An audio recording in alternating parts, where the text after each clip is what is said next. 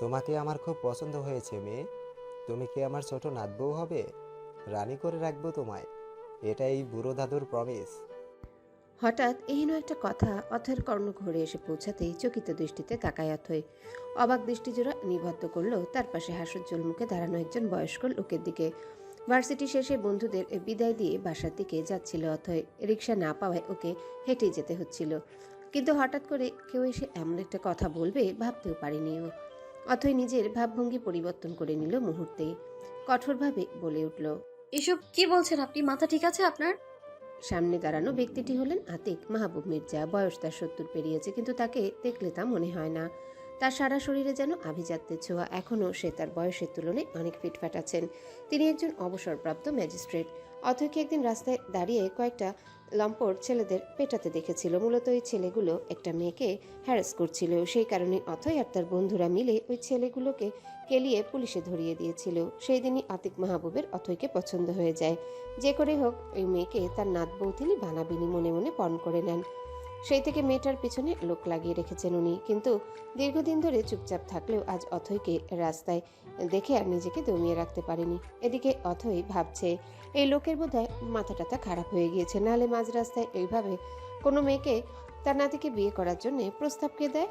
রাগ লাগছে অথয়ের। এমনিতেই এই গরমে ঘেমে নিয়ে একাকার। যত তাড়াতাড়ি সম্ভব বাড়ি যেতে চাইছেও, কিন্তু এখন আবার এই ঝামেলা। অথয়কে এভাবে এর রাগে চোখ মুখ লাল করে তাকিয়ে থাকতে দেখে শুকনো ঢোক গিলল আতিক মাহবুব মির্জার অ্যাসিস্ট্যান্ট সিয়াম। সে ফিসফিস করে আতিক মাহবুবের কানে কানে পড়ল। স্যার, মেয়েটাকে আমার সুবিধা লাগছে না। যেই হারে রাগে লাল হয়ে গিয়েছে, কখন জানি বোমা টোমা মেরে আমাদের না উড়িয়ে দেয়। সিয়ামের কথায় বেজায় বিরক্ত হলেন আতিক মাহবুব। বললেন, আহ সিয়াম, তুমি একটু চুপ থাকবে? আর এত নড়ছো কেন? নড়ছে কি আর ইচ্ছে করে স্যার? এই মেয়ের যেই ভয়ঙ্কর রাগী, বলা তো যায় না কি থেকে কি করে ফেলে। চলুন না স্যার, আমরা বাসায় চলে যাই। জাস্ট শ্যাট আপ সিয়াম। আতিক মাহবুবের ধমকে সিয়ামের মুখটা একটুখানি হয়ে গেল, তবে ভয়ের পরিমাণ বিন্দুমাত্র কমেনি। স্যার আর কিভাবে বুঝবে তার কষ্ট? সে তো আর জানে না এই মেয়ে তার কি অবস্থাটাই না করেছিল। আতিক মাহবুবের কথা মতো দুজন গার্ড অথয়ের জন্য বরাদ্দ করে রেখেছিল, যারা সর্বদাই অথয়ের আশেপাশে থাকে। কিন্তু এই মেয়ে যে এত চালাক তা ওরা বুঝতে পারেনি। অথয়কে যে তারা ফলো করছে বিষয়টা বুঝতে পেরে সেই গার্ড দুটোকে ধরার জন্য তাড়া করা শুরু করে দিয়েছিল ওর বন্ধুদের নিয়ে। গার্ডসরা উপায় না পেয়ে সিয়ামকে ফোন করেছিল।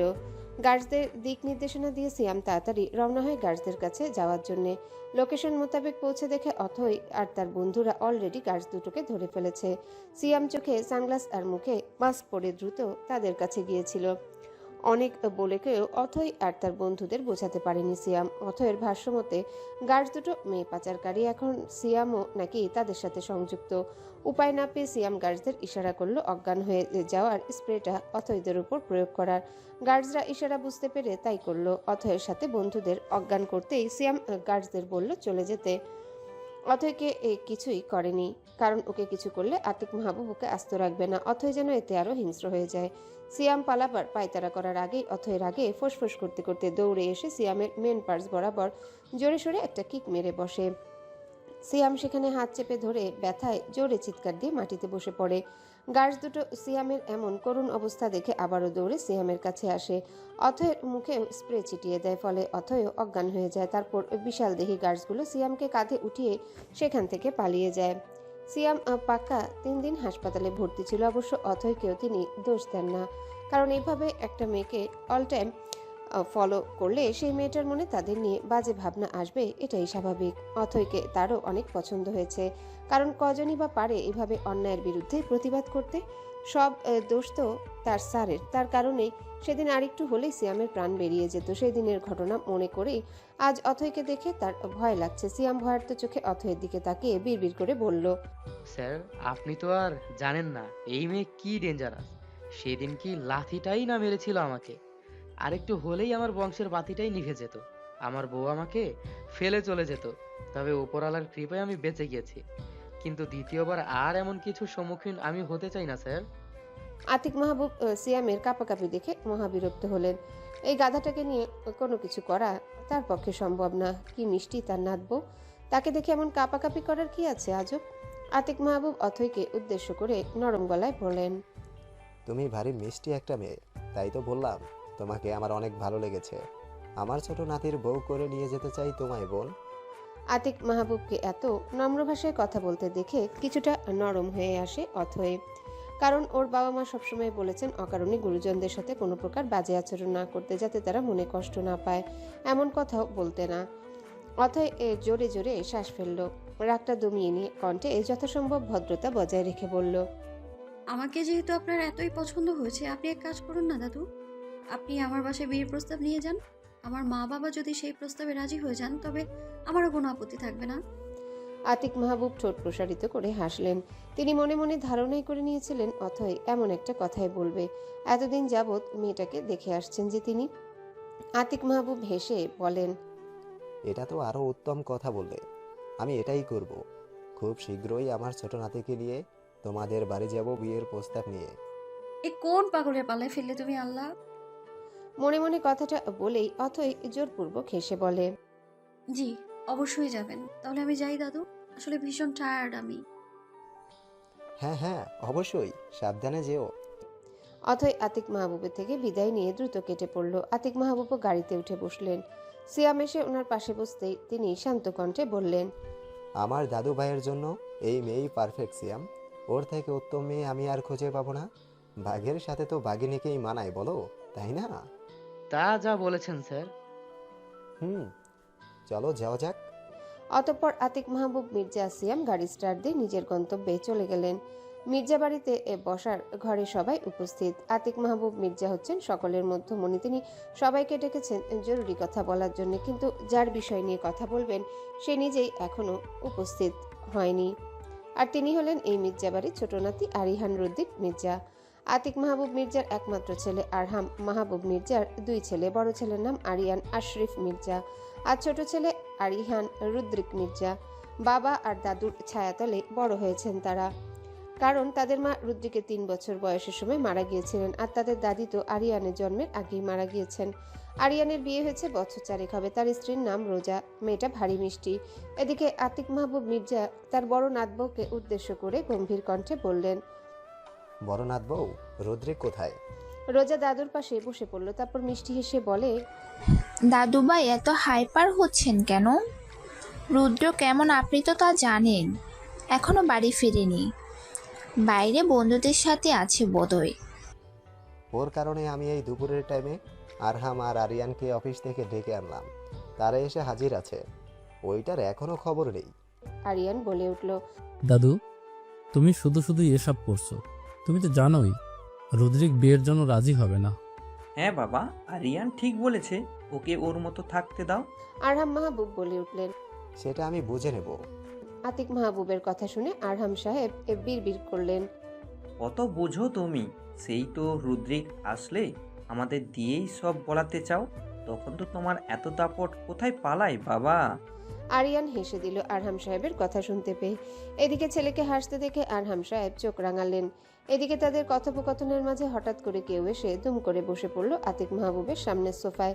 আতিক মাহবুব প্রথমে চমকে গেল, পরে মুহূর্তে নিজেকে সামলে নেন, কারণ এসব তার গুণধর ছোট নাতি ছাড়া আর কেউ করবে না। বেশ আয়েশ করে সোফায় বসে আছে রুদ্রিক। অত্যন্ত সুন্দর উজ্জ্বল শ্যামবর্ণের এই যুবক দেখতে। লম্বা চওড়া পেশিবহুল শরীরের অধিকারী এই ছেলেটিকে যে একবার দেখবে সেই প্রেমে পড়তে বাধ্য হবে। এক কথায় রুদ্রিক অত্যন্ত সুদর্শন একজন ছেলে। আতিক মাহবুবকে দেখে রুদ্রিক ভ্রু নাচালো। এতক্ষণের সঞ্চয় করা সাহস সব হাওয়ার সাথে উড়ে গেল। নাতির বিরক্তিভরা কুচকানো মুখশ্রী দেখে আতিক মাহবুব বুঝলেন তার নাতির মুড ভালো নেই, কিন্তু আজ তিনি তার সিদ্ধান্তে অটল। যে করেই হোক আজ বিয়ের কথা তিনি বলবেনই। আতিক মাহবুব নরম কণ্ঠে বললেন, কোথায় গিয়েছিলিস? তোর বাবা আর ভাই সেই কখন অফিস থেকে এসে পড়েছে। কাজ ছিল দাদু। কি এমন কাজ শুনি? ও তুমি বুঝবে না। এখন বলো কি বলবে, যার জন্য এইভাবে ডেকে আনিয়েছ? আতিক মাহবুব নড়ে চড়ে বসলেন, ইশারা দিলেন ছেলেকে বলার জন্য কথাটা। আরহাম সাহেব মাথা দুলিয়ে না করলেন, মানে তিনি বলতে পারবেন না। আরহাম সাহেব আরিয়ানকে খোঁচাখুচি শুরু করলেন। আরিয়ান বিরক্ত হলো এদের এমন বাচ্চামো কাণ্ডে, কিন্তু ও নিজেই তো সাহস পাচ্ছে না, তাই ইশারা করলো রোজার দিকে। রোজা দীর্ঘশ্বাস ফেলল। প্রতিবার এমনটাই হয়, ঘুরে ফিরে তাকেই রুদ্রিককে সব বলতে হয়। রোজা রুদ্রিকের উদ্দেশ্যে বলল, দাদু এমনি, আর বাবা আর তোমার ভাইও চাচ্ছেন তুমি বিয়ে করে নাও এবার। দাদুর একটা মেয়েকে ভীষণ পছন্দ হয়েছে, তিনি চাচ্ছেন তুমি তার সাথে গিয়ে মেয়েটাকে দেখে এসো। রুদ্রিক তার ভাবির কথা শুনে লম্বা শ্বাস ফেলল। দাদু বিগত কয়েকটা দিন যাবৎ এইভাবেই হাত ধুয়ে পড়েছেন তাকে বিয়ে করানোর জন্য। এবার বোধহয় তাকে আর রেহাই দিবেন না। যাক, কোনো রকম মেয়েটাকে দেখে আসতে পারলেই হলো, তারপর নাকচ করে দিবে, বলবে মেয়ে পছন্দ হয়নি। রুদ্রিক উঠে দাঁড়ালো, সবার উদ্দেশ্যে গম্ভীর কণ্ঠে বলল, দাদুকে বলে দাও তার পছন্দের মেয়েকে আমি দেখতে যেতে রাজি, তবে সেটা আমার সময় মতো। আমি ফ্রি সময় পেলে জানিয়ে দেব। আর মেয়ে দেখতে গিয়ে যদি মেয়ে পছন্দ না হয়, তাহলে তার পছন্দ করা মেয়ের সাথে আমি তাকে বিয়ে দিব, তবেই শান্তি হব। কথাটা কানে ভালোভাবে ঢুকিয়ে নিতে বলে তাকে। এই বলে রুদ্রিক কটকট পায়ে নিজের রুমে চলে গেল। এদিকে রুদ্রিকের লাস্ট কথা শুনে আরহাম সাহেব, আরিয়ান আর রোজা হেসে দিল। রোজা হাসতে হাসতে বলল, দাদু বিয়ে করানোর জন্য তৈরি থেকো, কারণ রদ্রিক তো জীবনেও এসে বলবে না যে তা ওর মেয়ে পছন্দ হয়েছে, কারণ ও তো বিয়েই করতে চায় না। আতিক মাহবুব সবাইকে হাসতে দেখে উঠে দাঁড়ালেন। নিজের রুমের দিকে যেতে যেতে বললেন, সেটা তো সময় বলে দিবে বড়নাথ বউ, তখন দেখবে তোমার সঙ্গে এত হাসি কোথায় যায়। গভীর ঘুমে আচ্ছন্ন অথই। একটু আগেও ওর মা এসে ডাকাডাকি করে গেছেন একজন, সেই সাথে ওর ভাই তো আছেই। এই শয়তানটা বাসায় থাকলে ওর একদণ্ড শান্তি নেই। তবে যতই হোক, দুই ভাই বোন একে অপরের প্রাণ। যতই ঝগড়া করুক, দিন শেষে দুজন দুজনকে ছাড়া থাকতে পারে না। রেজাউল হক আর মিনহা খাতুনের ছেলে মেয়ে হলেন জাফরিন, অথই আর ইব্রাহিম ইহান। এই চারজন নিয়ে তাদের সুখী পরিবার। আর অথই হলো তাদের রাজকন্যা, একমাত্র মেয়ে তাদের। বাবা মা আর ভাই তাকে তুলতুলু করে বড় করেছেন। সেই রাজকন্যা এখনো পড়ে পড়ে ঘুমাচ্ছে। হঠাৎ ঘুমের মাঝে অথয়ের মনে হলো শয়নকক্ষে ভূমিকম্প শুরু হয়ে গেছে। হঠাৎ এমন প্রলয়ে ঘুম থেকে হুড়মুড় করে উঠে বসলো অথই। ঘুম ঘুম চোখে পিটপিট করে তাকাতেই দেখে এই প্রলয়ঙ্কারী আর কেউ না, ওর ফ্রেন্ড রিধি। সুন্দর একটা লাল শাড়ি পরেছে রিধি। এই লাল শাড়িতে মেয়েটাকে অনেক সুন্দর লাগছে। অথয়ের ঘুমের রেশ কেটে গিয়েছে। ও দুম করে বিছানা থেকে লাফ দিয়ে দাঁড়ালো, কোমরে হাত দিয়ে বলে, এমন সুন্দরী সেজে ভাইয়ের রুমে না গিয়ে আমার রুমে এসে এমন তুফান চালাচ্ছিস কেন? রিধি উঠে অথয়ের মুখ চেপে ধরলো, রাগী ভাব নিয়ে বলে, আসতে বল, আন্টি শুনলে কি ভাববে? আর তোর ভাই অনেক আগেই চলে গিয়েছে ভার্সিটিতে। অথই রিধির হাত মুখ থেকে সরিয়ে ফেললো, জোরে জোরে শ্বাস নিয়ে বলে, বিয়ের আগেই ননদের সাথে শত্রুতা শুরু করে দিয়েছিস? অথয়ের বাচ্চা। আমি সিঙ্গেল মানুষ, আমার কোনো বাচ্চা নেই। বিরক্ত হয়ে রিধি বলে, আজে বাজে কথা বলিস না তো অথই, এমনিতে অনেক দেরি হয়ে গিয়েছে, তাড়াতাড়ি তৈরি হ, নবীনবরণ অনুষ্ঠান শেষ হয়ে যাবে। তোর ভাইয়ের সাথে আমার দেখা হয়েছে, উনি যাওয়ার সময় আমাকে বলে গিয়েছে তোকে যেন সাথে নিয়ে যাই ভার্সিটিতে, না হলে আমাদের দুজনেরই খবর করে ছাড়বে। অথই মুখ ভেঙচি কেটে বলে, ও তো পারেই এটা করতে, আজ তো একটা ফাজিল। হয়েছে, পরে বকিস, এখন জলদি তৈরি হ। উফ, যাচ্ছি যাচ্ছি। অথই জামা কাপড় নিয়ে ফ্রেশ হতে চলে গেল। কিছুক্ষণ পর ওয়াশরুম থেকে বের হওয়ার শব্দ শুনে রিধি তাকায় অথয়ের দিকে। তাকাতেই চোখ জোড়া ছানা পড়া রিধির। রিধিকে এইভাবে নিজের দিকে তাকাতে দেখে অথয়ের ভ্রুজোড়া কুচকে হাসে। আজব, এই মেয়ে এমন রিয়াকশন দিচ্ছে কেন ভাবছে অথই। কৌতূহল দমাতে না পেরে বলে, কি রে, কি হয়েছে তোর? এভাবে বলদের মতো তাকিয়ে আছিস কেন? রিধি অথয়ের উপর থেকে নিচ পর্যন্ত স্ক্যান করে বলে, মানে আমি জাস্ট অবাক তোকে দেখে অথই, তুই অনুষ্ঠানে এসব পরে যাবি? অথই নিজের দিকে তাকালো। সে একটা লং শার্ট পরেছে, সাথে ব্লু জিন্স। নিজেকে দেখে নিয়ে অথই বলে, কেন, এতে কি হয়েছে? ঠিকই তো আছে। না ঠিক নেই, একদমই ঠিক নেই, তুই এসব পরে মোটেও যেতে পারবি না। কেন পারবো না? আরে আশ্চর্য, আমি শাড়ি পরেছি, পিউ শাড়ি পরবে, আর তুই কিনা ব্যাটা সেজে যাবি? অথই বলে, তো তোরা শাড়ি পরেছিস ভালো কথা, আর কিসের ব্যাটা সেজে যাচ্ছি?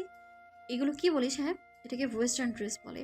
এমন করে বলছিস মনে হয় নিজে কোনোদিন এই ড্রেস পরিসনি। রিধি অথয়ের কথা শুনে বলে, আমি পরি না সেটা বলিনি, আমিও পরি, বাট আজ অনুষ্ঠানে যাচ্ছি আমরা, সেখানে আমি আর পিউ শাড়ি পরেছি, সেখানে তুই এসব পরে কিভাবে যাবি? কেন, হেঁটে হেঁটে? ওহ, বিরক্ত করিস না তো অথই, চুপচাপ এগুলো চেঞ্জ করে আয়, তোকে শাড়ি পরতে হবে। অথই রিধির কথায় অসহায় গলায় বলে, বাট রিধি, তুই জানিস আমার শাড়ি পরতে ভয় লাগে। এমন না যে আমি শাড়ি পরতে পছন্দ করি না বা জানি না, কিন্তু দশম শ্রেণীর বিদায় অনুষ্ঠানের কথা মনে আছে? কিভাবে আমার শাড়ি খুলে গিয়েছিল? ভাগ্যিস তুই আর পিহু আমার সাথে ছিলি, তোরা সামনে দিয়েছিলি আমায়, নইলে সেদিন আমি কি করতাম? এই ভয়েই আমি শাড়ি পরি না। তখন ছোট ছিলিস, সামলাতে পারিসনি। এখনো কি ছোট আছিস? বড় হয়েছিস, এখন ঠিক সামলে নিবি। তাছাড়া ভালোভাবে শাড়ি সিকিউর করে নিলেই হবে। আর সবচেয়ে বড় কথা, আমি আর পিও তো আছি। রিধির কথা যুক্তিতে হার মানতে হলো অতইকে। ঠোঁট উল্টে মাথা দুলিয়ে সম্মতি দিল রিধির কথায়। তারপর চুপচাপ আলমারি থেকে ল্যাভেন্ডার রঙের একটা শাড়ি বের করলো। রিধিকে শাড়িটা দেখিয়ে বলে, দেখ তো এটা ঠিক আছে কিনা। রিধি প্রশস্ত হেসে বলে, একদম ফাটাফাটি, জলদি পরে ফেল। ভ্যাবসা গরমে সবাই অতিষ্ঠ। একটুখানি প্রকৃতির নির্মল বাতাস গায়ে মাখানোর জন্য ছটফট করছে তারা, কিন্তু কি তা সম্ভব? ভার্সিটির মাঠে শত শত ছাত্রছাত্রীদের ভিড়। এত মানুষের ভিড়ে গরমটা যেন আরো বেশিই লাগছে। গিজগিজে মানুষের মধ্যে প্রকৃতির স্নিগ্ধ হাওয়ার প্রত্যাশা করা বড্ড বেমানান। পিহু নিজের শাড়ির আঁচল দিয়ে ক্রমাগত বাতাস করছে ওর মুখশ্রীতে। আর একটু পরপর প্রিয়ান আর আহিতকে উদ্দেশ্য করে বলছে, এই দেখ না আমার মেকআপ ঠিকঠাক আছে কিনা। যেই গরম পড়েছে, ওয়াটারপ্রুফ মেকআপও মনে হয় ভেস্তে যাবে। এমনিতেই গরমে প্রিয়ান আর আহিদের অবস্থা খারাপ, তার উপর পিহুর বকবক শুনে আরো মেজাজ খারাপ হচ্ছে ওদের। প্রিয়ান সহ্য করতে না পেরে আহিদকে ধাক্কা দিয়ে বলে, এই বালটারে এনেছিস কেন?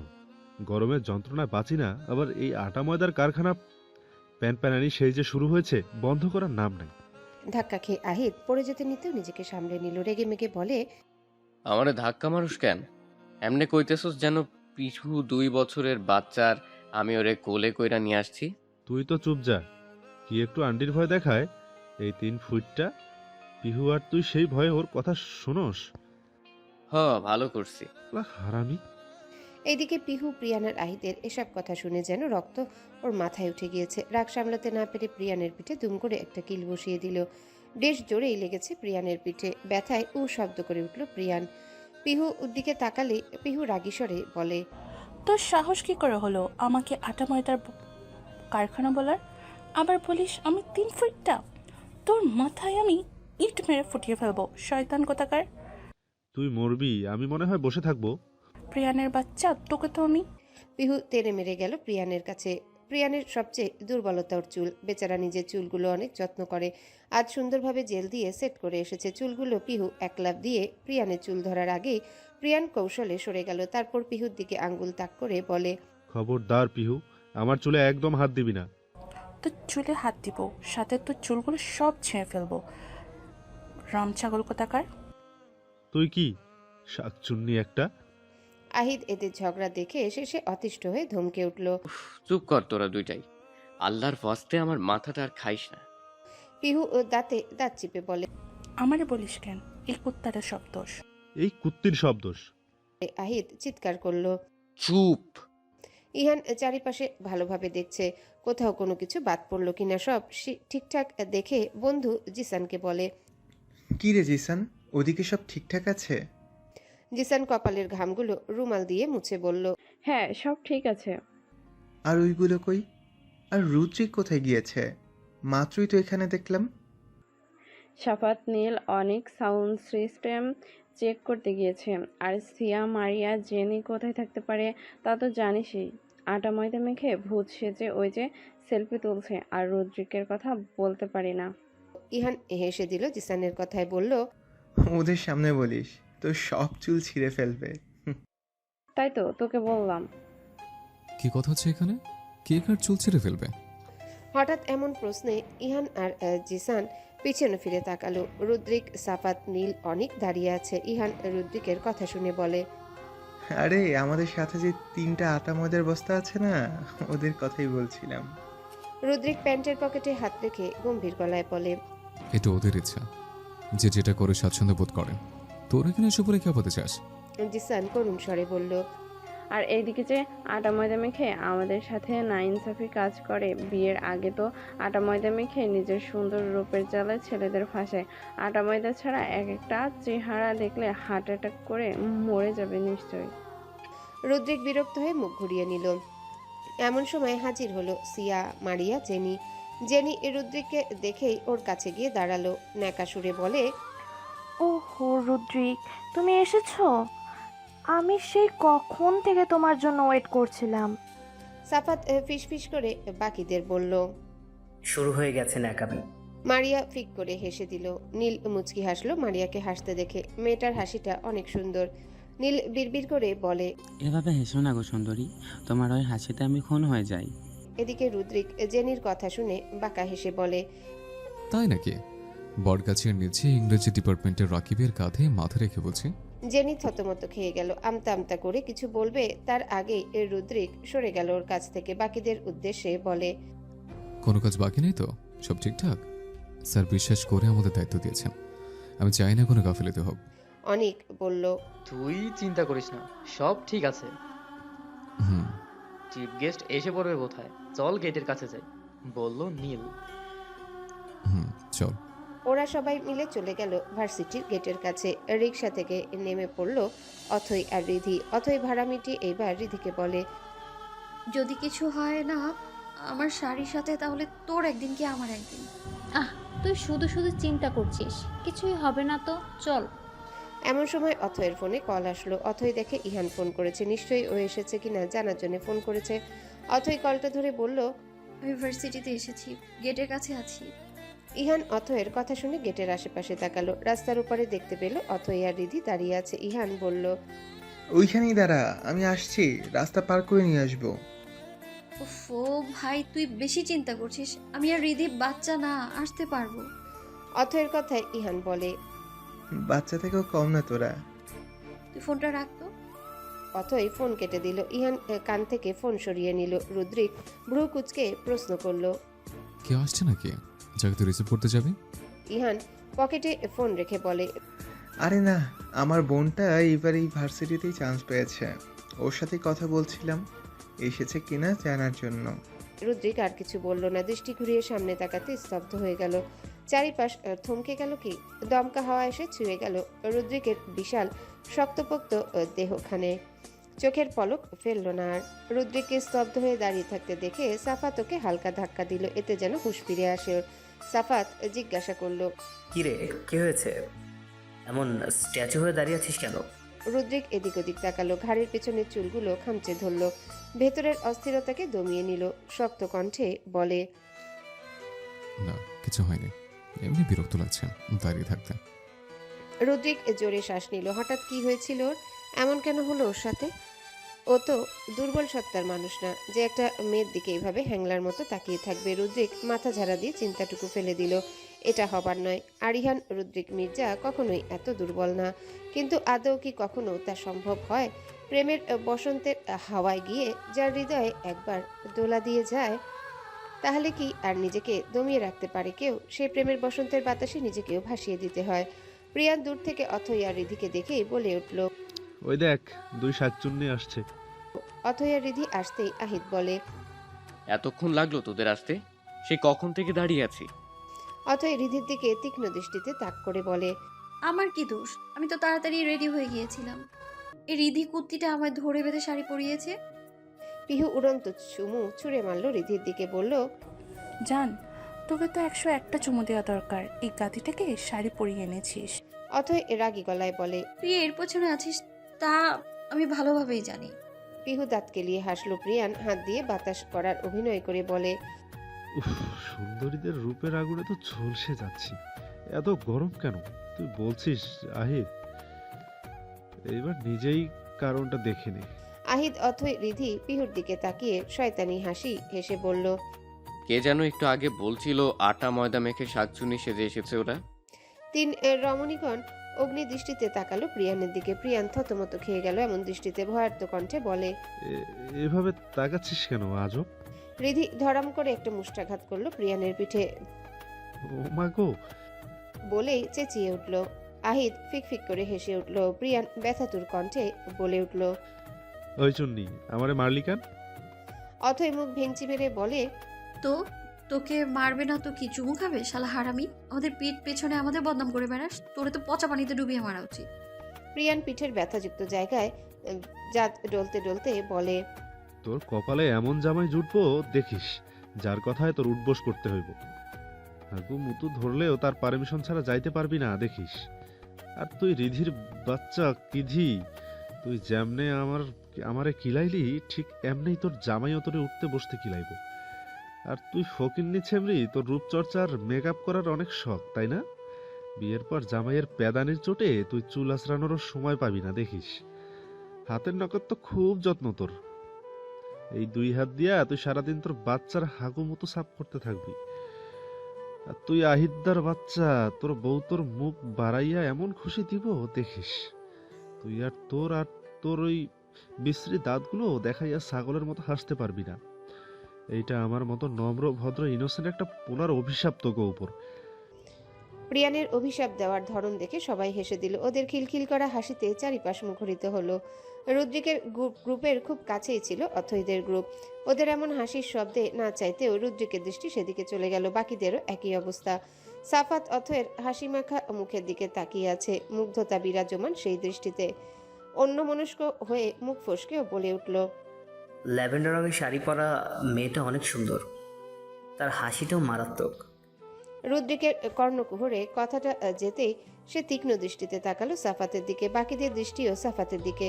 সাফাত হকচকিয়ে গেল এইভাবে সবাইকে ওর দিকে তাকাতে দেখে। মুখ ফসকে কথাটা বলে নিজে বাজেভাবে ফেসে গিয়েছে বুঝতে পারল।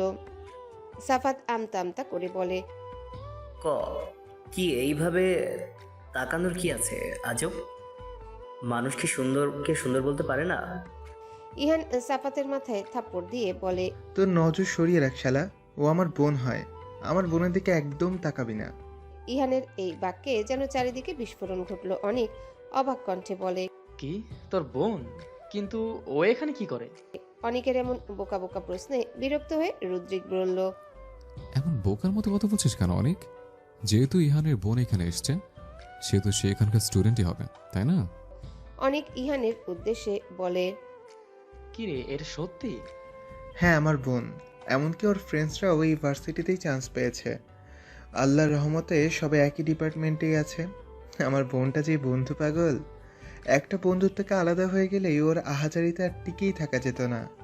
সবারই বেশ ভালো লাগলো কথাটা শুনে। নীল বলল, তা যা বলেছিস, আমাদের অবস্থা দেখে রুদ্রিকা তুই ঢাকা ইউনিভার্সিটিতে চান্স পেয়েও আমাদের কারণে ও গেলি না।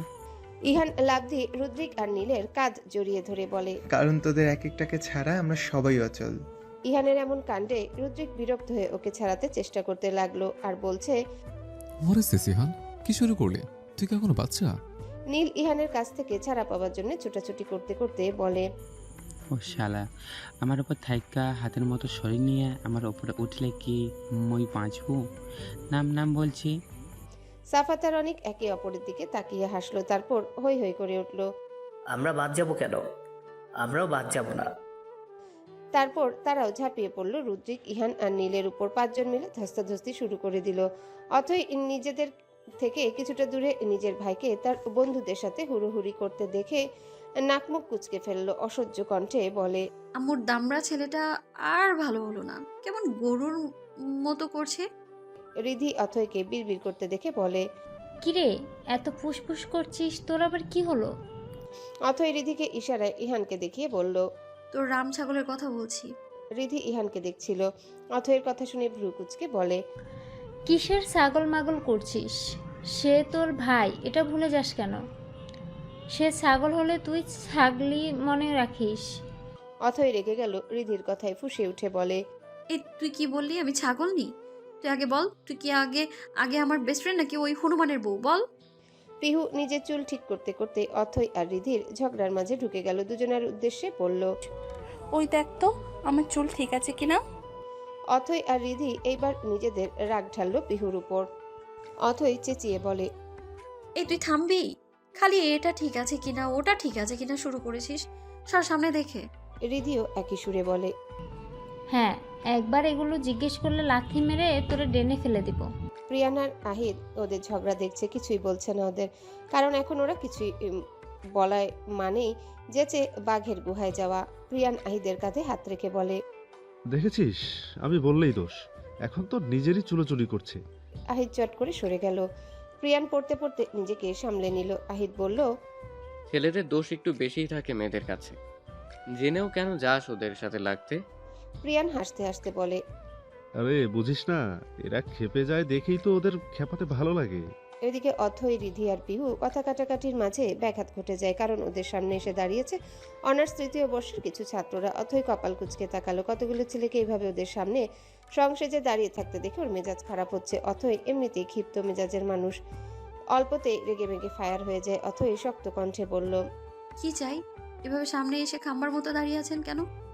অথই সামনে দাঁড়ানো লম্বা চওড়া ফর্সা করে ছেলেটা দাঁড়িয়ে আছে। অথয়ের কথায় বাঁকা হেসে বলে, বাহ, প্রথম কথাতেই এত তেজ, আই লাইক ইট। কিন্তু আপনাদের আমাদের সামনে এভাবে সংসেজে দাঁড়িয়ে থাকাটা আমার মোটেও পছন্দ হলো না। I don't like it at all. রূপের সাথে সাথে তোমার সাহসের প্রশংসা করতে হয়, লাভলি লেডি। অথই সারা শরীর রাগে কাঁপছে, ইচ্ছে করছে কষিয়ে থাপ্পড় মারতে বেয়াদবকে। অথই কিছু বলবে তার আগে আহিদ আর প্রিয়ান এসে দাঁড়ায় ওদের মাঝে। আহিদের রাগ লাগলেও নিজেকে যথাসম্ভব দমিয়ে রাখলো। ভার্সিটির সিনিয়রেরা কথাতে বুঝিয়ে শুনিয়ে দিতে পারলে অযথা ঝামেলা করে লাভ নেই। প্রিয়ান তেড়ে মেরে কিছু বলবে তার আগে আহিদ ওকে থামিয়ে দিল। যথাসম্ভব ভদ্রতা বজায় রেখে বলল, কিছু কি হয়েছে ভাই? আহিদ আর প্রিয়ান এইভাবে সামনে আসে ছেলেটা বিরক্ত হয়ে বলে, কিছু হয়নি, তোমার সামনে থেকে সরে দাঁড়াও। আহিদ আর প্রিয়ান আরো আটসাট হয়ে দাঁড়ালো। অথইদের আড়াল করে রাখলো। তারপর আহিদ বলল, কিছু হয়নি তাহলে এখানে কেন এসেছেন? আর আমার ফ্রেন্ডসদের ডিস্টার্ব করছেন কেন? ডিস্টার্ব করছি না কি করছি সেটা তোমাদের বলতে যাব কেন? দেখো, ভালোই ভালোই বলছি, আমার কাজ আমাকে করতে দাও, না হলে কিন্তু খারাপ হয়ে যাবে।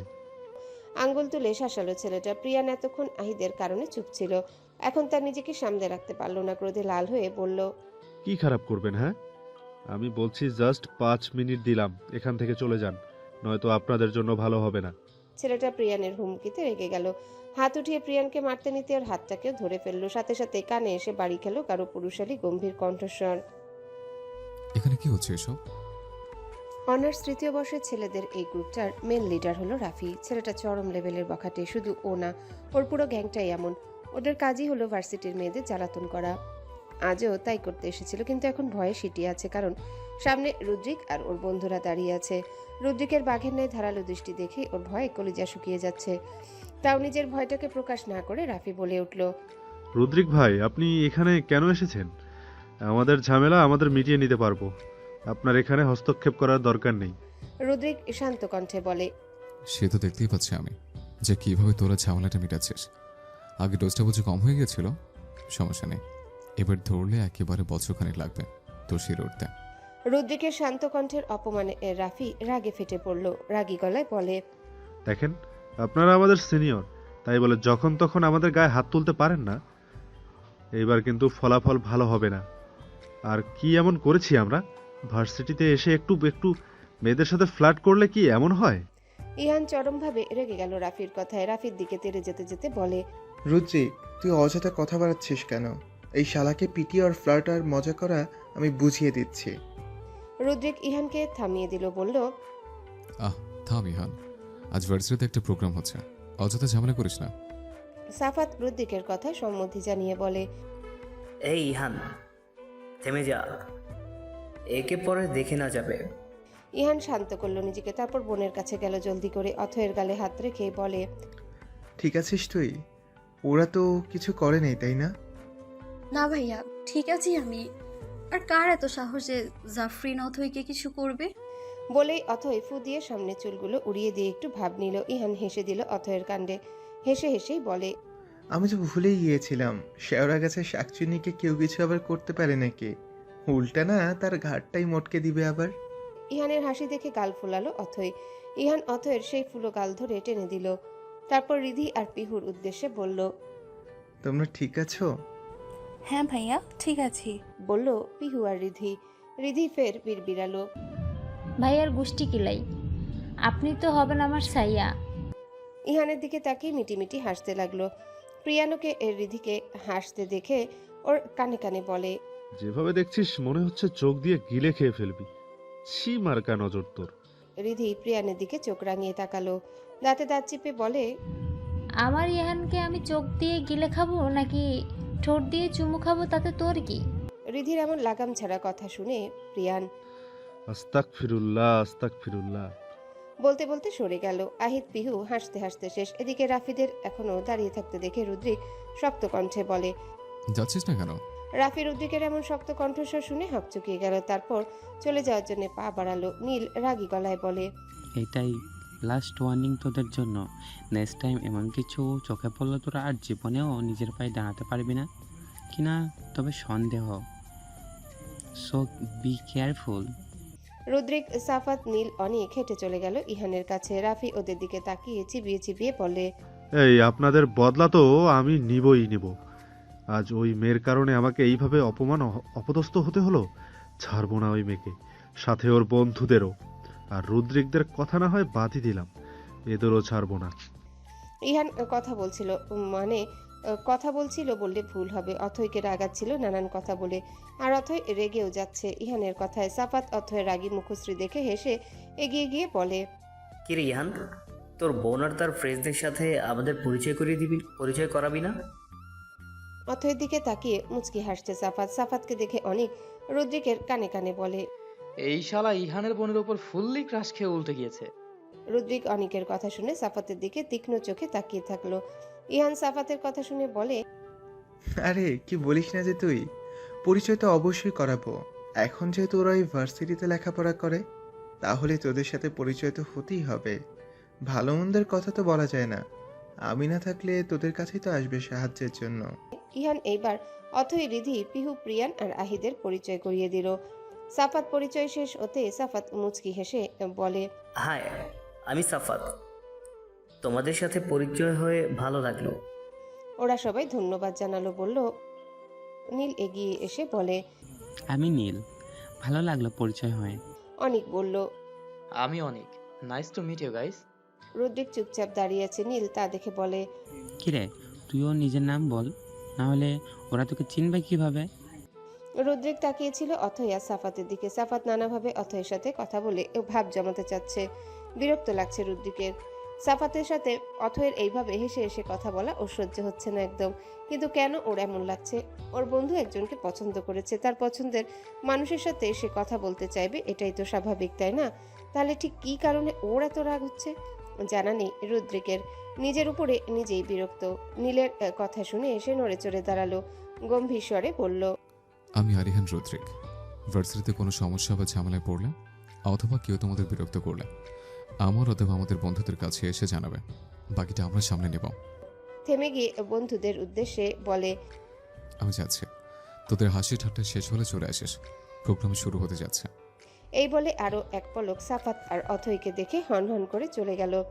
অথই পিহুর কানে কানে বলে, ইস, দেখ ছেলের কি অ্যাটিটিউড, মনে হচ্ছে সে একেবারে কাজ করে উল্টে ফেলে দিচ্ছে, এমন একটা ভাব করলো সে। পিহু অথয়ের কথায় মাছি তাড়ানোর মতো করে বলে, হর কি বলিস এসব? রুদ্রিক ভাইয়াটা কি জোশ, দেখতে পুরোই চকলেট বয়দের মতো লাগে, আর তার কথাবার্তার চালচলন তো পুরোই জোশ। হয়েছে, থাম তুই। তোর কাছে কিছু বলা আর নিজের কপাল নিজেই দেয়ালে ঠুকায় একই ব্যাপার।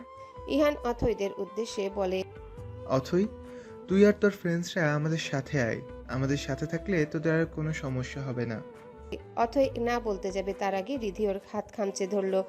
ব্যথা পেয়ে রাগি চোখে তাকালো অথই। রিধি জিভে কামড় দিয়ে হাত ছেড়ে দিল। কণ্ঠ খাদে নামিয়ে বলতে লাগলো, সরি দোস্ত, আসলে ইহান ওনাদের যেতে বলেছে, কিন্তু তুই মানা করে দিতি আমি জানি, এই জন্য থামালাম। প্লিজ দোস্ত, মানা করিস না। দেখ, তোর ভাইয়ের সাথে যতই বেশি সময় থাকবো ততই তো ভালো আমাদের জন্য, তাই না? অথই এই শ্বাস ফেলে বলে, ঠিক আছে বুঝলাম, কিন্তু আমার হাতের এই বেহাল দশা বানানোর জন্য তোকে আমি ছাড়ছি না। আচ্ছা, সেটা না হয় পরে দেখা যাবে, এখন চল। প্রিয়ান এসে ওদের মাঝে দাঁড়িয়ে গেল। বলল, এই তোরা সারাদিন কি এত ফুসুর ফুসুর করিস? আমরা যে এখানে দাঁড়িয়ে আছি সেটা তোদের চোখে পড়ে না? পিহু উদ্যম করে কিল বসিয়ে দিল প্রিয়ানের পিঠে। প্রিয়ান ব্যথা পেয়ে এক লাফে আহিদের কাছে চলে গেল। কাঁদো কাঁদো কণ্ঠে বলে, দোস্ত মারলো। আহিদ হেসে বলে, একদম ঠিক আছে, শুধু শুধু হাত ঢুকাতে কেন গেলি? তাই বলে এভাবে আমার মতো একটা আলাভোলা মাসুম ছেলের উপর দুমদাম কিল মেরে অত্যাচার করবে? প্রিয়ানের কথা অথই বুকে দুহাত ভাঁজ করে হেসে বলে, তোর জন্মই হয়েছে আমার মার খাওয়ার জন্য। সবাই হেসে দিল। অতঃপর ইহান তারা দিতে ওরা চলল আরেক ইহানদের সাথে। রুদ্রিকের সামনে ফুল হাতে দাঁড়িয়ে আছে একটা মেয়ে। আসল কথা, একটু আগেই মেয়েটা গোলাপ ফুল দিয়ে রুদ্রিককে প্রেম নিবেদন করেছে। রুদ্রিক শান্ত দৃষ্টিতে মেয়েটার দিকে তাকিয়ে আছে। অনেক বলল, কি রে রুদ্রিক, চুপ করে দাঁড়িয়ে আছিস কেন? মেয়েটা তোকে প্রপোজ করলো, মেয়েটাকে রিপ্লাই দিবি না? রুদ্রিক অনেকের দিকে তাকিয়ে বলল, তোরা তো মায়া লাগলে তুই কেন অ্যাকসেপ্ট করে নিচ্ছিস না? আরে ধুর, কি বলিস এসব? রুদ্রিক শান্ত কণ্ঠে সামনে ফুল হাতে দাঁড়ানো মেয়েটাকে উদ্দেশ্য করে বলে উঠল, দেখুন, এসব প্রেম ভালোবাসা আমার জন্য না। আর আপনি পড়াটাকে ছেড়ে এসব বেহুদা কাজে নিজেকে জড়াবেন না। সময়টা এসব ছাইপাস করে ব্যয় করে কাজে লাগান, ভবিষ্যতে আপনার জন্যই ভালো হবে। রুদ্রিকের কথা শুনে মেয়েটার মুখ মুহূর্তেই কাদো কাদো হয়ে গেল। ক্রন্দনরত কণ্ঠে বলে উঠল, কিন্তু আমি তো আপনাকে সত্যিই ভালোবাসি। রুদ্রিক গম্ভীর গলায় বলে, এটা ভালোবাসা না, আপনি জাস্ট আমার বাহ্যিক সৌন্দর্যকে পছন্দ করেন। আমার বাইরের রূপটাকে আপনার ভালো লেগেছে। ভালো লাগা আর ভালোবাসা এক না।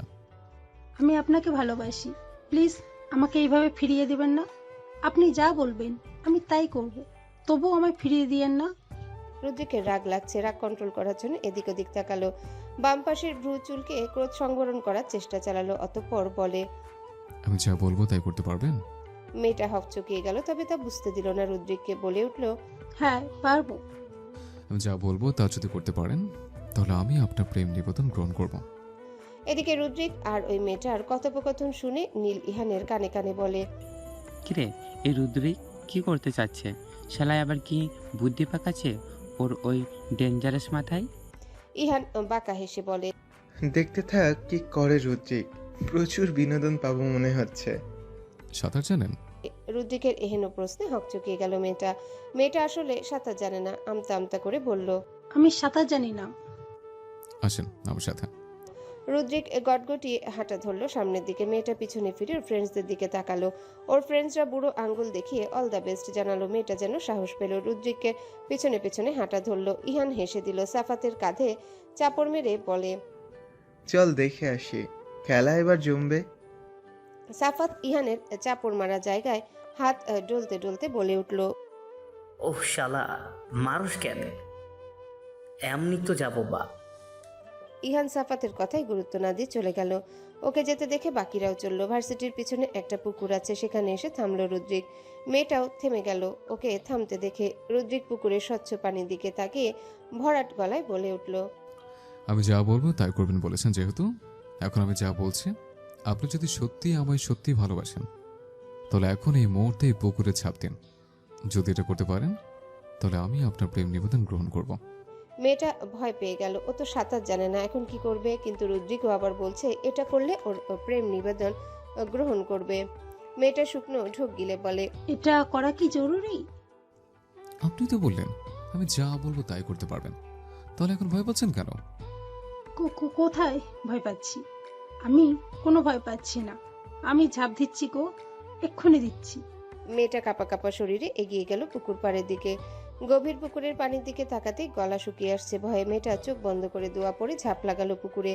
ভয়ে চোখ খিচে বন্ধ করে রাখা তার হঠাৎ অনুভব করলো সে পুকুরে পড়েনি, কেউ তার হাত ধরে আছে। জলদি চোখ মেলে তাকালো মেয়েটা। অবিশ্বাস্য দৃষ্টিতে তাকিয়ে দেখলো রুদ্রিক ওর হাত ধরে আছে। মেয়েটার দিকে রাগী চোখে তাকিয়ে আছে রুদ্রিক। রুদ্রিক একটানে মেয়েটাকে সোজা করে দাঁড় করিয়ে দিল। তারপর প্রায় এক প্রকার ছুঁড়ে মারল মেয়েটাকে।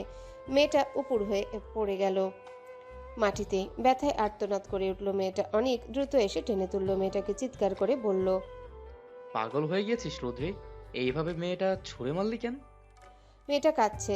রুদ্রিকের একটু সহ্য হচ্ছে না মেয়েটাকে। এইসব ন্যাকা কান্না জাস্ট ওর অসহ্য লাগে। রুদ্রিক ভয়ানক রেগে বলে, একে বল আমার সামনে এমন একা কান্না না করে, নাহলে এই মেয়েকে আমি জাস্ট খুন করে ফেলবো। রুদ্রিকের কথায় মেয়েটা কাঁদতে কাঁদতে বলে, কিন্তু আপনি তো বলেছিলেন আমি পুকুরে ঝাঁপ দিলে আপনি আমার সাথে রিলেশন করবেন, তাহলে এখন আমাকে আটকালেন কেন? রুদ্রিক উচ্চস্বরে ধমক দিয়ে উঠল, শাট আপ, শাট আপ, একটা কথা আপনি বলবেন না। রুদ্রিক ভয়ানক রেগে এদিক সেদিক তাকালো। তারপর হুট করে মেয়েটার হাত টেনে নিয়ে পুকুরের সামনে আনলো। তারপর মেয়েটাকে পুকুরে ফেলে দেওয়ার মতো করলে মেয়েটা ভয় পেয়ে চিৎকার দিয়ে উঠলো। তারপর কান্না করে দেয়। রুদ্রিক টেনে মেয়েটাকে উঠিয়ে আবারও ধাক্কা মারলো। অনেক ধরে ফেললো মেয়েটাকে। রুদ্রিক চিৎকার করে বলে, এখন ভয় পাচ্ছেন কেন? মরার খুব শখ তাই না? আমাকে ভালোবেসে মরতেও রাজি ছিলেন, তাহলে এখন কেন ভয় পাচ্ছেন? বলুন কেন ভয় পাচ্ছেন?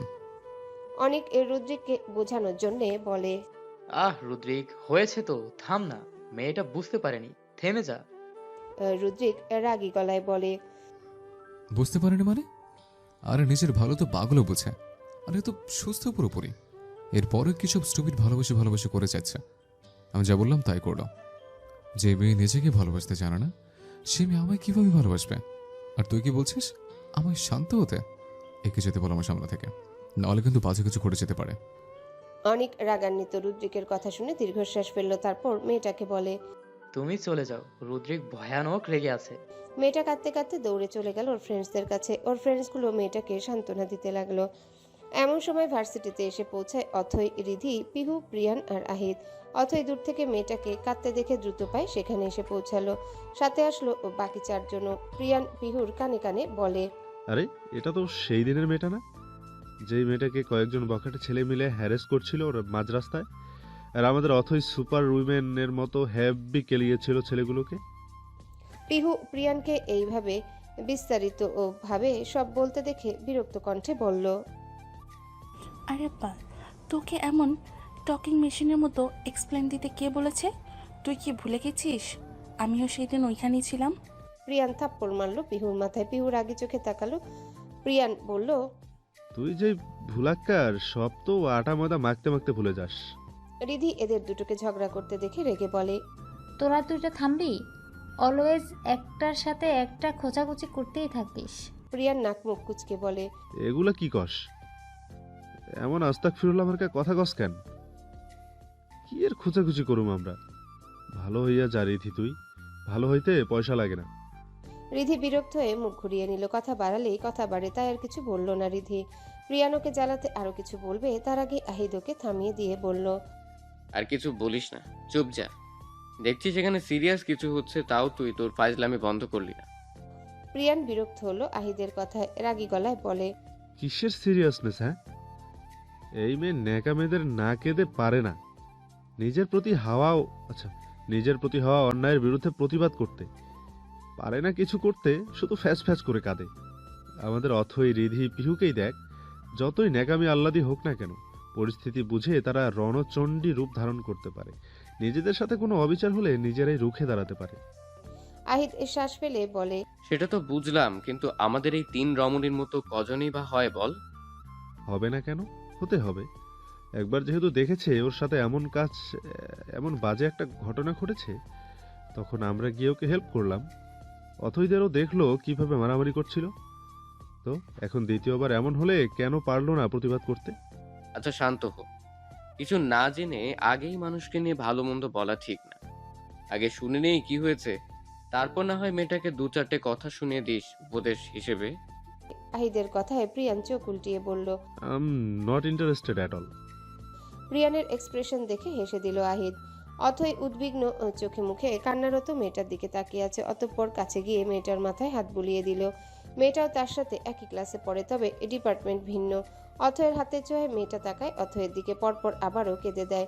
অথয় নরম গলায় শুধালো, কি হয়েছে? কেন কাঁদছো তুমি? আজও কি কেউ তোমায় ডিস্টার্ব করেছে?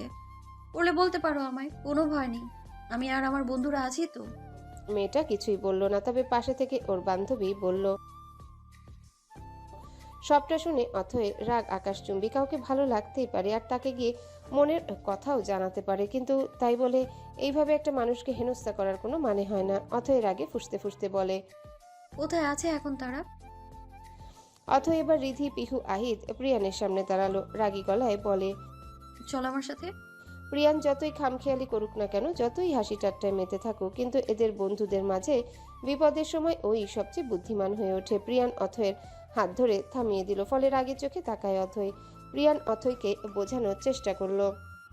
অথই প্রিয়ানের হাতের থেকে নিজের হাত ছাড়িয়ে নিল। সামনের দিকে অগ্রসর হতে হতে বলল, আমি বাচ্চা নই, সবটা জেনে শুনেই যা করার করব আমি।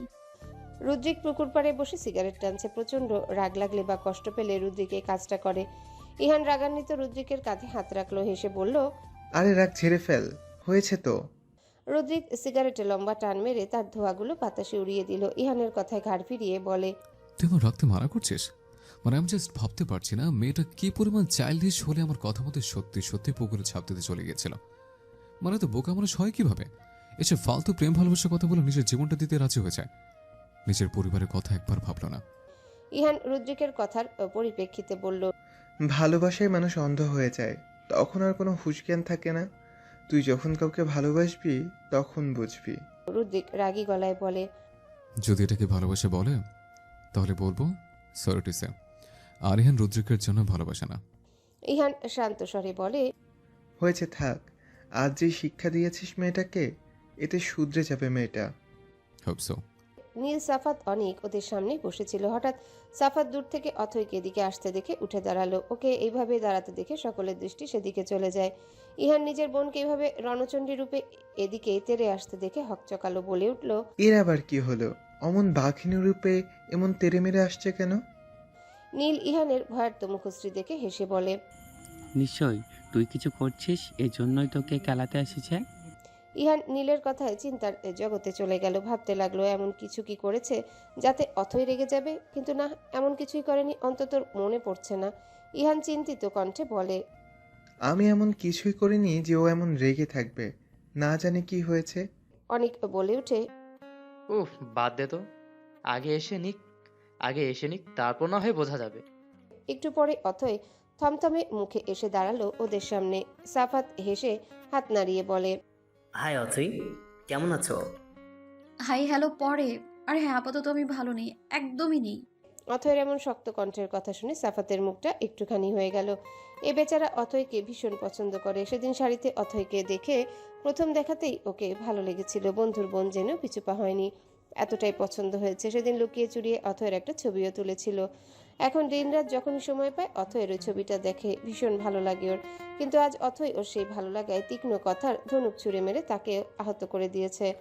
সাফাতের চুপসানো মুখটা দেখে অনেক সাফাতের কাঁধে হাত রাখলো। সাফাত তাকালে তাকে চোখের ইশারায় সান্ত্বনা দিল। এদিকে ইহান এগিয়ে গেল অথয়ের কাছে, নরম গলায় বলল, কিরে, এত রেগে আছিস কেন তুই? কিছু কি হয়েছে? ভার্সিটিতে কেউ কি তোকে কিছু বলেছে, নাকি আমি কিছু করেছি? অথই ধারালো দৃষ্টি নিক্ষেপ করলো ইহানের দিকে, তারপর বলে, আমায় কেউ কিছু বলেনি আর করেও নি, কারণ সেই সাহস করার আগেই আমি অথই কি করতে পারি তা তুমি ভালোভাবে জানো। কিন্তু ঘটনার তো কিছু হয়েছে অবশ্যই, আমার সাথে না, অন্য একটা মেয়ের সাথে। আর সেটা তুমি না করে থাকলেও তোমার বন্ধু করেছে। অথই অগ্নিদৃষ্টি গিয়ে ঠেকলো রুদ্রিকের দিকে। ইহান সেটা লক্ষ্য করে বলতে চাইল, দেখ, রাগিস না অথই, আগে সবটা শুনে নে। যা শোনার আমি তোমার বন্ধুর থেকেই শুনতে চাই, আর যা বলার আমি তাকেই বলবো। সো প্লিজ ভাইয়া, চুপ থাকো। অথই ইহানকে পাশ কাটিয়ে গিয়ে রুদ্রিকের সামনে দাঁড়ালো। রুদ্রিকের কোনো হেলদোল নেই। ওর সামনে যে অথই এসে দাঁড়িয়ে আছে সেটার বিন্দুমাত্র আভাসও পায়নি, এমন একটা ভান ধরে আছে। নির্বিকার ভঙ্গিতে সিগারেট টেনে যাচ্ছে। এতে যেন অথয়ের রাগ বাড়ল আরো। ও হাত উঠিয়ে রুদ্রিকের ঠোঁটে গুজে থাকা সিগারেটটা টেনে নিয়ে মাটিতে ফেলে দিল, তারপর তা পা দিয়ে পিষে ফেললো। অথয়ের এমন ভয়ানক এক কাণ্ডে সবার মুখে হাত, কারণ রুদ্রিকের সাথে এমন আচরণ করার সাহস আজ পর্যন্ত কেউ করতে পারেনি। কিন্তু আজ সেটা অথই করে দেখিয়েছে। এদিকে যাকে নিয়ে সবাই এত ভয় পাচ্ছে সে নিজেই শান্ত হয়ে বসে চুপটি করে অথয়ের রাগান্বিত লাল হয়ে থাকা মুখশ্রীতে তার দৃষ্টি মেলে রেখেছে। রুদ্রিককে এখনো এমন শান্ত দেখে অথই রেগে বলে, আপনার লজ্জা করে না একটা মেয়ের সামনে এভাবে বসে সিগারেট খেতে? না, করে না, কারণ আমি মেয়েটার সামনে গিয়ে সিগারেট খাইনি, উল্টো মেয়েটা আমার সামনে এসছে। Then what can I do? Rudrik কথাগুলো বলে আবারও একটা সিগারেট বের করে আগুন ধরাতে যাবে। অথই তা টেনে নিয়ে আবারও পানিতে ফেলে দিল। রুদ্রিক আবারও একই কাজ করলে অথয়ও নিজের কাজ রিপিট করে। এভাবে 4-5টা সিগারেট ফেলে দিয়ে অথই চরম বিরক্তির শিখায় পৌঁছে গিয়েছে। রুদ্রিক এইবার সিগারেটের গোটা প্যাকেটটাই অথয়ের দিকে এগিয়ে দিল। অথয়ের আগে ফেটে যাচ্ছে। ও প্রায় এক প্রকার রুদ্রিকের হাত খামচে ধরে রুদ্রিকের হাত থেকে সিগারেটের প্যাকেটটা নিয়ে পানিতে ফেলে দিল। রুদ্রিকের হাতে নখের আঁচড়ে খানিকটা রক্ত বেরিয়েছে, তবে ও খুব শান্ত স্বরেই বলে, সব সিগারেট ফেলে দিয়েছ, নাও হ্যাপি? যদি খুশি হয়ে থাকো তাহলে তুমি এখন আসতে পারো। বাট আমার আপনার সাথে কথা আছে। ওকে ফাইন, বলতে থাকো, আমি শুনছি। সময় মাত্র 5 মিনিট। অথয়ের মন চাচ্ছে রুদ্রিকের মাথায় বড় একটা ইট মেরে এর মাথাটা ফাটিয়ে দিতে, না হলে জোরে সোরে একটা ঘুষি মেরে এই পুকুরে ফেলে দিতে, তারপর আচ্ছা মতো একে চুবিয়ে চুবিয়ে আধামরা করে তারপর উঠাতে। এত অ্যাটিটিউড কাকে দেখাচ্ছে হনুমানটা? অথয়কে চুপ থাকতে দেখে রুদ্রিক হাত ঘড়িতে সময় দেখে নিয়ে বলে, তোমার 45 সেকেন্ড অলরেডি শেষ, তাড়াতাড়ি করো। অথই চোখ বন্ধ করে জোরে শ্বাস ফেলল, নিজের রাগটুকু সামলে নিয়ে বলে, আপনাকে একটা মেয়ে আজ প্রপোজ করেছিল, আপনি একসেপ্ট করেননি তাই না? হুম আপনি কি মেয়েটাকে পুকুরে ঝাঁপ দেওয়ার জন্য ফোর্স করেছিলেন? হুম ভুল বললে। আমি ঝাঁপ দিতে বলেছি, কিন্তু ফোর্স করে না ওকে, ও স্বেচ্ছায় গিয়েছে। রুদ্রিক শুধরে দিল অথয়ের কথায়। অথয় আবারও বলে, আপনি মেয়েটাকে অপমান করেছেন। শি ডিজার্ভ ইট। অথয় দাঁতে দাঁত চেপে বলে, মেয়েটাকে দুইবার ধাক্কা মেরেছেন। করেছে তো। রুদ্রিক অথয়ের সকল প্রশ্নের জবাব সোজাসাপটা দিয়েছে, কোনো ভূমিতা করেনি। কিন্তু রুদ্রিকের এমন আচরণে রেগে এক অবিশ্বাস্য কাণ্ড ঘটিয়ে ফেলল। একেবারে রাগে বাঘিনী হয়ে রুদ্রিকের শার্টের কলার ধরে ফেলল। রুদ্রিক খুব শান্তভাবে তাকিয়ে দেখছে অথয়কে। ওকে এতটা শান্ত দেখে ইহান, সিফাত, নীল আর অনেক প্রচুর ঘাবড়ে আছে, কারণ আজ পর্যন্ত এই সাহস কেউ করেনি। অথয় প্রথম যে আজ রুদ্রিকের কলার ধরার দুঃসাহসিকতা দেখিয়েছে। রুদ্রিক ঠান্ডা গলায় বলে, কলার ছাড়ো। অথয় শক্ত কণ্ঠে বলে, যদি বলি ছাড়বো না, তাহলে কি আমাকে ওই মেয়েটার মতো পুকুরে ফেলে দেওয়ার ভয় দেখাবেন, নাকি ধাক্কা দেবেন, কোনটা? রুদ্রিক তারপরেও বেশ শান্ত, কোনো রকম রাগের ছোঁয়া নেই ওর মুখশ্রীতে। ঘটনা আরো বিগড়ে যাওয়ার আগে নীল ইহানকে বলে, ইহান, রুদ্র যা, তোর বোনকে সারা রুদ্রিকে সামনে থেকে ও এখন শান্ত আছে, এই না যে সবসময় থাকবে। ও রাগলে কিন্তু যা তা হয়ে যেতে পারে। ইহান নীলের কথায় সম্মতি প্রকাশ করলো, তারপর দ্রুত চলে গেল অথয়ের কাছে। অথয়কে কিছু না বলে আগে ওকে টেনে রুদ্রিকের কাছ থেকে সরিয়ে আনলো। ইহানের এমন কাণ্ডে অথয় প্রচুর রেগে যায়, বলে, আমাকে টেনে এখানে আনলি কেন? ছাড় আমায়। ইহান বলল, তুই ভুল বুঝছিস, একটু শান্ত হয়ে শোন আমার কথা। আমি তোর কোনো কথা শুনতে চাই না ভাইয়া। তোর বন্ধুই তো সব স্বীকার করলো, তাহলে আমায় কেন আটকাচ্ছিস? তার সাহস কি করে হলো একটা মেয়েকে ভার্সিটির মধ্যে অপমান করার? মেয়েটা প্রপোজই তো করেছিল। তোর বন্ধু এমন রিয়েক্ট করলো যেন সে ভাজা মাছ উল্টে খেতে পারে না, অথচ তলে তলে ঠিক কত কিছু যে করে বেড়ায় তুই জানিসও না। অথয় আবারও তেড়ে যেতে নিলেন। ইহান এইবার রেগে যায়। এমন না যে ইহান অথয়কে অন্যায়ের বিরুদ্ধে প্রতিবাদ করতে মানা করে, এটা সে কোনোদিনও করবেও না, কারণ অন্যায় দেখে মুখ বন্ধ করে থাকা মানুষটাও অন্যায়কারী। তাই ছোট থেকেও অথয়কে অন্যায়ের বিরুদ্ধে প্রতিবাদ করতে শিখিয়েছে। কিন্তু অথয় যে আজ এইভাবে একটা ঘটনা নিয়ে সিন ক্রিয়েট করবে ভাবতে পারেনি, যেখানে অথয় পুরো বিষয় জানেও না। সবকিছুর একটা লিমিট থাকে। ইহান রাগে হিতাহিত জ্ঞান শূন্য হয়ে সবার সামনে সজোরে চড় মারে অথয়ের গালে। বিস্ময়ে সবার মুখে হাত চলে যায়। আজ বহুদিন পর ভাইয়ের হাতে এইভাবে মার খেলো অথয়, তাও এতগুলো মানুষের সামনে। অথয়ের মনে আছে ও লাস্ট ইহানের হাতে এমন চর খেয়েছিল ক্লাস 7-এ থাকতে। তখন একটা ছেলে ওকে রাস্তায় বাজে কথা বলেছিল, আর অথয় কেঁদে কেঁদে বাড়ি ফিরেছিল। অথয় প্রতিবাদ কেন করেনি? কেন সেই ছেলেটাকে কষিয়ে 2 ঘা দিতে পারেনি? সেই জন্যে মেরেছিল। আর আজ এতগুলো বছর পর ইহান আবার ওকে মারলো। বিষয়টা কিছুতেই মানতে পারছে না অথয়। গালে হাত দিয়ে অবাক নয়নে ইহানকে দেখছে। ওর ভাই ওকে এইভাবে মারতে পারলো? বুকের বাঁ পাশটায় তীব্র ব্যথা হচ্ছে। অভিমানী অশ্রুবিন্দুরা এসে ভিড় জমিয়েছে চোখের কোণে। ইহান চোয়াল শক্ত করে বোনের দিকে তাকিয়ে আছে। আজ ইহান নিজের রাগ আর কন্ট্রোল করতে পারেনি। তার প্রাণপ্রিয় বন্ধুকে নিয়ে এমন কটূক্তি ওর একদম সহ্য হয়নি। তার উপর ওর বন্ধুর কোনো দোষ নেই যেখানে। ইহান ধমকে বলে উঠল, তোর সাহস কিভাবে হলো রুদ্রিকের কলার এইভাবে ধরার? সে তোর কত বড় এটা জানিস তুই? এতটা বেয়াদব তুই কিভাবে হলি? আমি তোকে প্রতিবাদী বানিয়েছি ঠিক আছে, কিন্তু তার মানে এই না যে তুই বিনা অন্যায়কারীর সাথেও তুই এভাবে ব্যবহার করবি। তোকে আমি বারবার শিখিয়েছি, কোনো পরিস্থিতিতে সিন ক্রিয়েট করার আগে সবটা ভালো মতন জেনে নিবি। এই তাহলে আমার শিক্ষার নমুনা? এতদিন তোর প্রতি আমার প্রাউড ফিল হতো, কিন্তু আজ তো তুই আমাকে সবার সামনে নিচু করে দিলি রে। এমন ব্যবহার তোর থেকে আশা করিনি আমি। তুই রুদ্রিকে দোষ দিচ্ছিস তাই না? তাহলে শোন কে দোষী। ইহান একে একে সবটা বলল অথয়কে। সবটা শুনে অথয় যে আকাশ থেকে পড়লো। তাহলে আসলে কি আজ অন্যায় করে ফেললো? রুদ্রিক তো ঠিকই ছিল। মেয়েটাকে এমন একটা শিক্ষা না দিলে পরবর্তীতে মেয়েটা আবারও রুদ্রিকের কাছে আসতো। আর এই সামান্য ভালোবাসার কারণে এত বছর আদর যত্ন করে বড় করে তোলা বাবা মায়ের কথাও ভাবেনি। তাহলে এই মেয়ে যে সত্যি সত্যি রুদ্রিককে ভালোবাসে, এর গ্যারান্টি কি? বুকের মাঝে তীব্র অনুশোচনা জাগ্রত হলো অথয়ের। এইভাবে মানুষটাকে অপমান করা ওর ঠিক হয়নি। আজ প্রথমবার নিজের কাজে নিজে এতটা লজ্জিত অথয়। করুণ চোখে ভাইয়ের দিকে তাকিয়ে আছে। অনেক কান্না পাচ্ছে ওর, কিন্তু এইভাবে সবার সামনে কান্না করার মেয়ে অথই না। ভেজা কণ্ঠে কিছু বলবে তার আগে ইহানের উচ্চস্বরে ধমকে থেমে গেল। Just shut up. তোর মুখ থেকে আমি আর একটা কথাও শুনতে চাই না। চলে যা আমার সামনে থেকে। অথই ঠোঁট ভেঙে কান্না আসতে চাইছে। তার এক মুহূর্ত দেরি না করে দৌড়ে সেখান থেকে চলে গেল অথই। অথই চলে যেতে ইহান, রিধি, পিহু, প্রিয়ান আর আহিতকে বলল, তোমরা ওর পিছু পিছু যাও, ওকে একা ছেড়ে দিও না। ইহানের কথা মতো ওরা সবাই চলে গেল। সাফাত রুদ্রিকের কাছে এসে দাঁড়ালো। রুদ্রিক ভ্রুকুচকে তাকালে সাফাত বলে, তোর কারণে ইহান অথৈকে মারলো? এমন একটা কথা ইহান, নীল আর অনেক তাকালো সাফাতের দিকে। অনেক বলল, মাথা ঠিক আছে তোর? ইহান তোর বোনকে মেরেছে। আচ্ছা, ইহান ওর বোনকে মেরেছে, এখানে রুদ্রিকের দোষ কোথায়? সাফাত রাগী গলায় বলে। ও ইহানকে থামাতে পারেনি অথৈকে চরমাটা থেকে?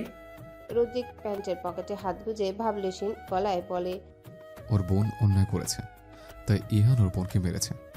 এখানে হোয়াট ক্যান আই ডু? ইহানও বলল, হ্যাঁ সাফাত, তুই আবার কি বলছিস? অথৈ অন্যায় করেছে তাই আমি ওকে মেরেছি। এখানে রুদ্রিকের কোনো দোষ তো নেই। তুই শুধু রুদ্রিককে কেন কথা শোনাচ্ছিস? সাফাত বিরক্তিকর কণ্ঠে বলে, যা মন চায় কর তোরা, আমি যাচ্ছি। এই বলে সাফাত চলে গেল। ওকে এইভাবে যেতে দেখে নীল অনিকের কানে কানে বলে। এই সাফায়েত আবার কি হলো? অনিক বলে উঠল, সাফাত অথৈকে পছন্দ করে, এই জন্যই অথৈ থাপ্পড় মারা রেগে এইসব বলল। নীল দীর্ঘশ্বাস ফেলে বলে, এ তো সবই শুরু। আমার মনে হচ্ছে সামনে আরো ভয়ানক কিছু হতে চলেছে। চারিপাশে অন্ধকার ঘিরে আছে।